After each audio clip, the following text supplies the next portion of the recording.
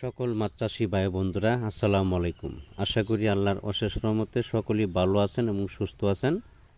আমার এই ছোট্ট ভিডিওটি দেশ এবং প্রবাস থেকে যে যেখান থেকে বসে দেখতে পাচ্ছেন, ভিডিওটি ভালো লাগলে একটি সাবস্ক্রাইব করে রাখবেন পরবর্তী নতুন ভিডিও দেখার জন্য।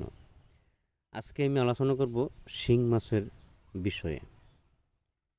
যারা শিং মাছ চাষ করবেন বা করতেছেন বা সংগ্রহ করবেন, শিং মাছ সংগ্রহ করার আগে কিছু কিছু টিপস আপনাদেরকে মেনে চলতে হবে। যেমন শিং মাছ সংগ্রহ করার আগে আপনাকে ফেমিল যে মাছটা আছে অর্থাৎ মা মাছটা, এই মাছটা সংগ্রহ করতে হবে।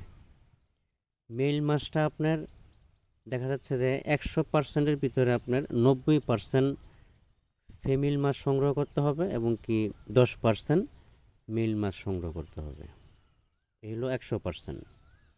কেননা সবাই একবারে 100-100 ফেমিল মাছ দিতে পারবে না।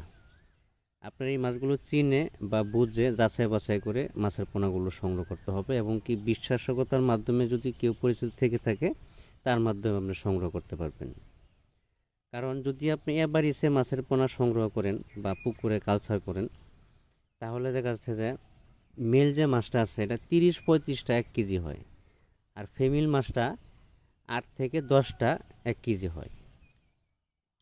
আপনার এই মাছের পোনাগুলো চিনে ভালো করে যাচাই বাছাই করে এই মাছের পোনাগুলো সংগ্রহ করতে হবে। শিং মাছের মধ্যে ভালো যদি চিনে বুঝে শুনে সংগ্রহ করতে পারেন বা কালচার করতে পারেন, তাহলে প্রচণ্ড লাভবান হতে পারবেন। আর যদি আপনি ওইভাবে সংগ্রহ করেন তাহলে আপনার বেশি একটা লাভের সংখ্যা দেখা যাবে না।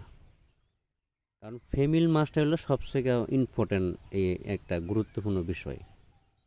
ফিমেল মাছটা আপনার 5 মাসের ভিতরে আপনার 8-10টা কেজি চলে আসে, আর 5 মাসে মেল মাছটা 30-35টা কেজি আসবে। না বুঝে না কোনটা সংগ্রহ করবেন।